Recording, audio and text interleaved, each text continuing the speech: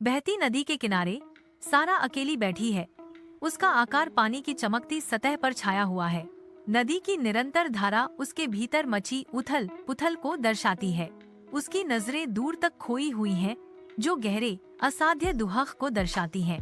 काश मेरे पास समय होता, वह फुसफुसाती है। उसकी आवाज नदी की फुसफुसाहट के खिलाफ मुश्किल से सुनाई देती है। हर शब्द हवा में भारी होकर लटका हुआ है, जो पछतावे और लालसा से भरा हुआ है। मैं सब कुछ बदल दूंगी, सारा निष्कर्ष निकालती है। उसके शब्द खोए हुए अवसरों और धुंधली होती उम्मीदों का चित्र बनाते हैं। सारा अपने घर में है। धुंधली रोशनी कमरे में लंबी छाया डाल रही है। वह अपने कमरे में बैठी है, किताबों के सागर से घिरी हुई है।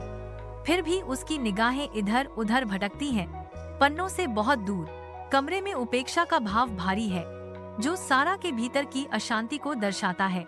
हवा में धूल के कण नाचते हैं, खिड़की से छनकर आ रही हल्की रोशनी से जगमगाते हैं, जो अव्यवस्था को उजागर करते हैं। एक आह उसके होंठों से निकलती है, अधूरे कार्यों की मूक स्वीकृति। एक नरम, लगभग पराजित स्वर में वह फुसफुसाती है, मैं कल करूंगी, जिम्मेदारी का बोझ किसी और दिन पर धकेलते हुए। बाजार के जीवंत अराजकता के बीच सारा लोगों की भीड़ और विदेशी स्टालों से गुजरती है। उसकी इंद्रियां दृश्यों और ध्वनियों की एक सिम्फनी से अभिभूत हैं। एक बुजुर्ग महिला, जिसका चेहरा वर्षों के ज्ञान से अंकित है, धैर्यपूर्वक बैठी है।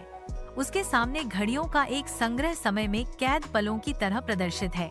बुजुर्ग महिला की आवाज शोर में गूंजती है, एक रहस्यमय निमंत्रण। यह घड़ी तुझे वक्त का सच दिखाएगी। सारा घड़ी को घूरती है। जिज्ञासा और आश्चर्य उसके चेहरे पर झलकते हैं, क्योंकि वह बूढ़ी औरत के रहस्यमय शब्दों पर विचार करती है।